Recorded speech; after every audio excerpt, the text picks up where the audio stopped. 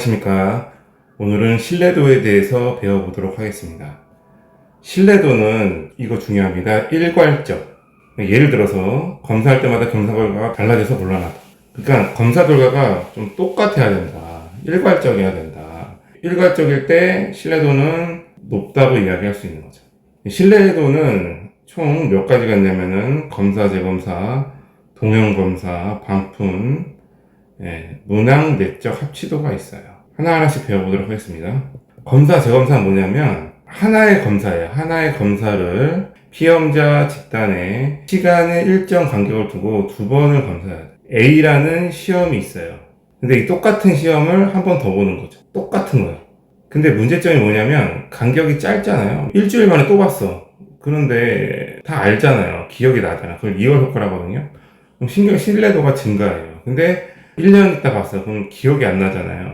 이것도 성숙 요인이 하거든요. 그래서 신뢰도가 감소돼요.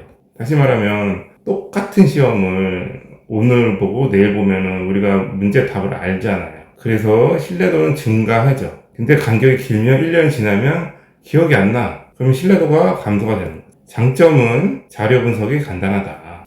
자, 다음은 동형검사 신뢰도예요.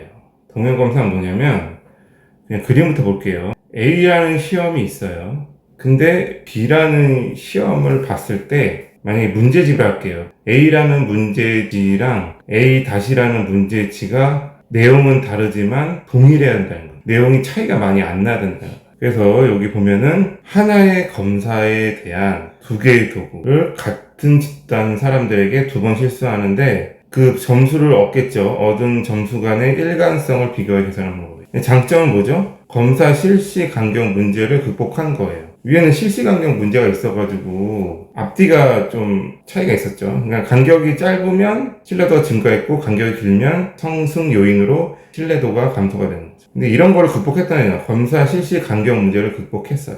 문제점은 뭐냐면 동형 검사 제작이 어렵다. 다시 말하면 뭐냐면 같은 수준과 같은 난이도의 문제를 만드는 게 어렵다는 거. 그리고 두 검사가 동일한 조건에 실시되기 어렵죠. 왜냐면 시간이 조금 지체가 되거나 조금 이렇게 걸리면 그날 컨디션이 안 좋을 수도 있고 그렇죠. 문제의 난이도도 차이가 있으면 동일한 조건이 안 된다는 거죠. 그 사람의 개인적인 사정과 환경이 있기 때문에. 그래서 동일한 조건을 충족하기 어렵다. 이게 문제죠. 그래서 나온 게 이제 반품 신뢰도예요. 이제 반품 신뢰도랑 문항 내적 합치도는 많이 지금 현재 쓰고 있는 거예요.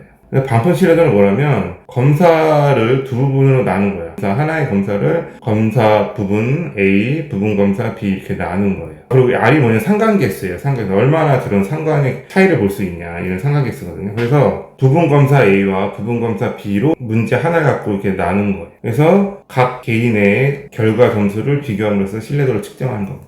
쉽게 말하면 뭐냐면 A형, B형 있죠. 우리가 수능 볼 때 A형, B형 있죠. 내용은 똑같지만 파트를 A 파트랑 B 파트를 나눠서 각각 개인 결과 점수를 비교하면서 신뢰도를 측정한 거예요. 방법은 그냥 전후법, 전반, 후반으로 나눌 수 있고 기후법이라도 홀수, 짝수형으로 나눠요. 많이 쓰고 있는 방법이긴 하죠. 근데 전후법 같은 경우는 난이도 순으로 배열하기가 어렵고 기후법은 난이도 순으로 이렇게 적합하게 나열할 수 있다는 거죠. 장점은 검사 한 번으로 된다는 거죠. 위에는 두 번씩이었죠. 근데 한 번으로 돼서 시간과 비용을 절약할 수 있고 실시 문제점이 있는데 이거는 양분하는 방법에 따라 신뢰도가 각각 달라진다. 이 이야기를 합니다. 마지막으로 문항 내적 합치도가 있는데 뭐냐면 하나하나의 독립된 개별 검사예요.